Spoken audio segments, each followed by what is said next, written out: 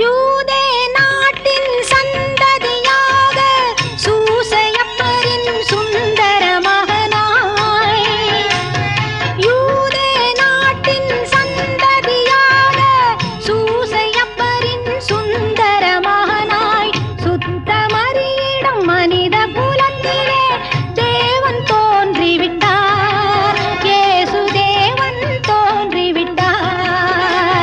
பாவ மன்னிப்பு தருகின்ற தேவன், பகலும் இரவாய் திகழ்கின்ற தேவன், காற்றாய் மழையாய் கடலாய் அலையாய் ஊற்றாய் உயிராய் உலகத்தின் ஒளியாய் உத்தமர் தோன்றிவிட்டார், இயேசு உத்தமர் தோன்றிவிட்டார்.